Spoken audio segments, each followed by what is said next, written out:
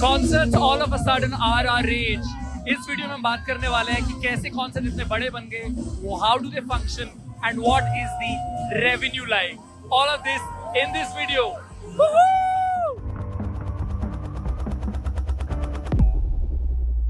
Coldplay concert से हम सब ने कमाल की वीडियोस देख ली एंड सबको याद आ गया दिलजीत का वो इंफ्रास्ट्रक्चर वाला ट्वीट। किसी ने लिखा कि India does have a world class infrastructure and somebody said just hire a better team. But then cigarettes after sex का बेंगलुरु कॉन्सर्ट हुआ cancel due to technical difficulties. Recently PM Modi said this, राज्यों से private sector से आग्रह है कि concert economy के लिए जरूरी इंफ्रास्ट्रक्चर पर फोकस करें। And Diljit's team played it up as a reel. Concert scene in India is bigger than ever. और आज उसी को जानने की हम कोशिश करेंगे। सबसे पहले बात करेंगे Coldplay और उनके रिकॉर्ड्स की। Of course, comparisons होंगे दिलजीत दोसांझ के दिल्यूमिनाटी टूर के साथ। इंडिया का ग्रोइंग कॉन्सर्ट सीन और इसके पीछे की वजह, ये ऑर्गेनाइज कैसे होते हैं, किस लेवल का रेवेन्यू इससे अर्न होता है, एंड देन ऑफ कोर्स मेरा personal experience and then the conclusion. शुरुआत करते हुए Coldplay के बारे में। भले लोगों को Coldplay के बारे में कोई जानकारी नहीं थी। Are you a Coldplay fan? Definitely. Yeah, of course. I mean, Coldplay is love. Name any two members from Coldplay. चल Coldplay के दो मेंबर का नाम बता। यार ये क्या पूछते हैं यार लोग से? फिर भी सब पहुंचे हुए थे। Music of the spheres world tour and India में और कोई कलर देखने को नहीं मिल रहा था। It was all yellow. इस ब्रिटिश रॉक बैंड ने 5 कॉन्सर्ट्स इंडिया में किए, 3 मुंबई में और 2 अहमदाबाद में। सबसे बड़ा रिकॉर्ड इन्होंने ये बनाया कि अहमदाबाद के नरेंद्र मोदी स्टेडियम में इन्होंने इंडिया का सबसे बड़ा कॉन्सर्ट होल्ड किया। ये वही स्टेडियम है जिसने भारत का दिल तोड़ा था। 1,34,000 से ज्यादा लोगों ने कोल्डप्ले का कॉन्सर्ट यहाँ अटेंड किया। And if you compare it with Diljit Dosanjh's Dilluminati tour, then वहां पर 50,000 लोगों की अटेंडेंस थी। जस्टिन बीबर ने जब अपना पर्पस वर्ल्ड टूर इंडिया में किया था तो वहां पर 60,000 लोगों ने शिरकत की थी। There were so many flights which had only Coldplay fans, मतलब सब कॉन्सर्ट अटेंड करने जा रहे थे। आई रिमेंबर मैं दुबई जा रहा था, तब अबू धाबी में कॉन्सर्ट हो रहा था और जिसको भी मैं मिल रहा था, जो मुझे जानते थे, जो मेरे फॉलोअर्स थे, they were saying आप कोल्डप्ले जा रहे हो, कोल्डप्ले जा रहे हो। So many people asked and I was like, wow. Indigo की तो एक वीडियो वायरल हुई है। And on a lighter note, how many of you here are going to the Coldplay concert?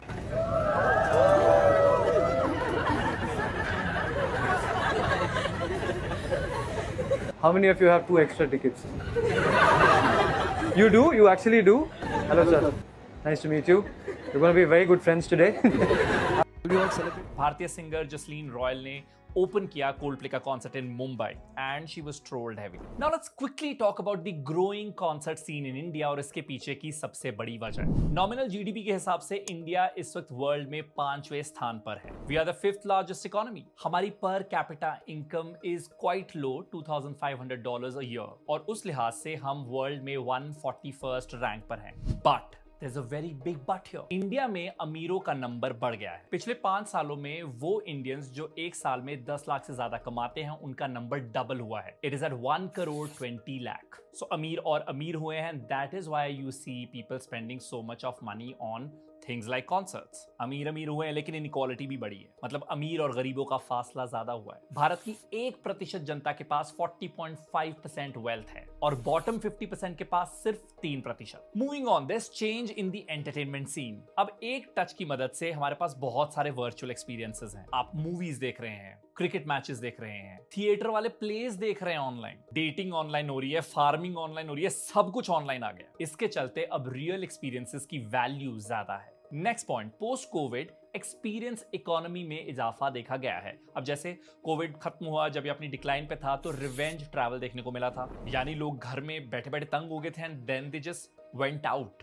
And how, वैसे ही अब जैसे ही 2 पैसे जुड़ते हैं, हर कोई बाहर जाके उसे एक्सपीरियंस करना चाहता है। नेक्स्ट पॉइंट, सोशल करेंसी, एक personal enrichment, a sense of exclusivity कि हाँ जी हम कुछ कर रहे हैं, खास कर रहे हैं, ये हमें ऑनलाइन बताना है। दैट इज वाई कॉन्सर्ट्स की ओर हर कोई भाग रहा है। Then FOMO is real. यानी जब आप सबको देखते हैं कि वो टिकटॉक के पीछे भाग रहे हैं, then you also want to do the same. I mean, इतना FOMO है कि अब fake flexing भी हो रही है। So you guys saw that account, right, which is selling fake concert videos to people to flex on your social media feed? Well, I bought one.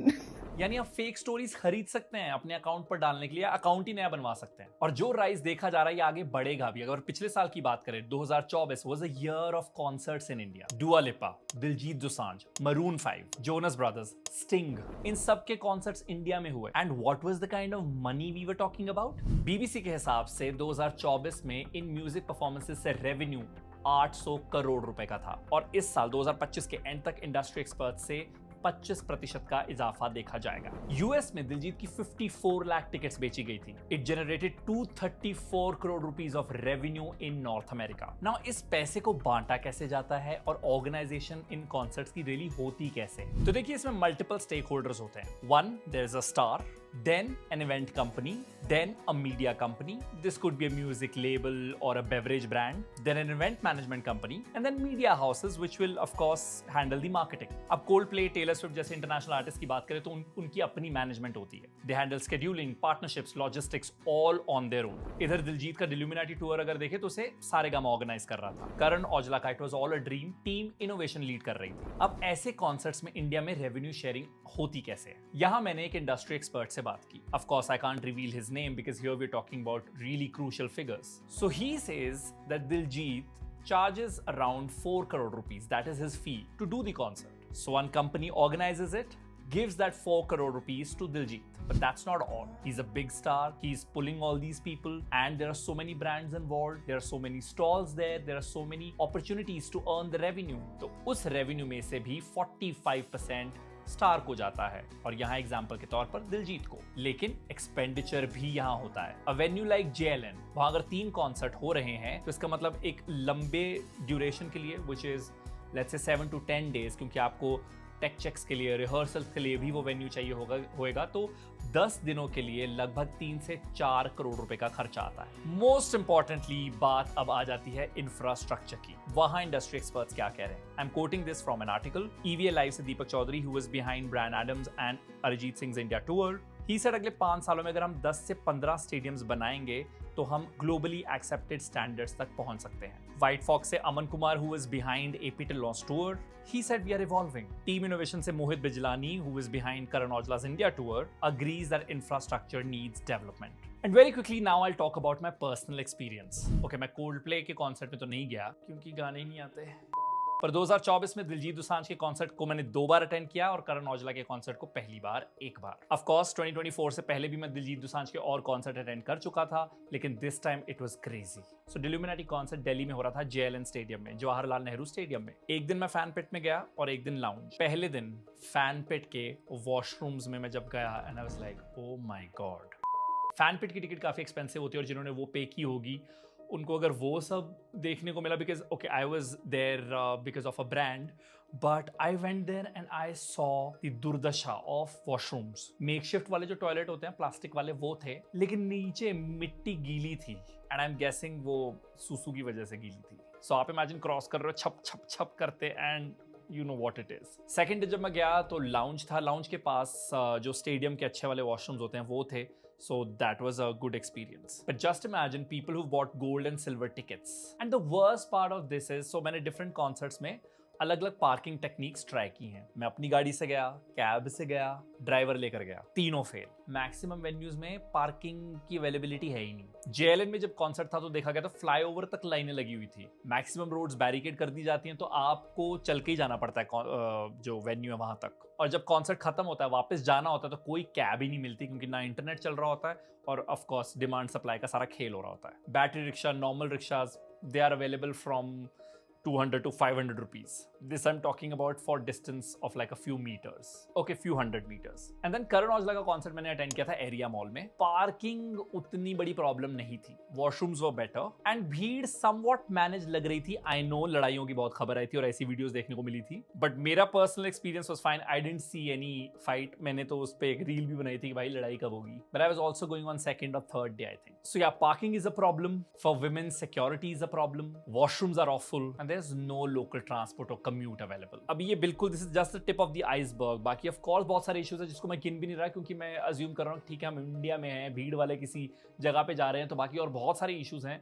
मतलब वो पसीने से लथपथ लोगों के साथ खड़ा होना, I mean I'm not even counting it as a problem and it shouldn't be because आप concert में जा रहे हो. But these are the issues that we really need to work upon. Concluding this, I would say yes, artists need better management, especially when they're charging us in thousands and lakhs.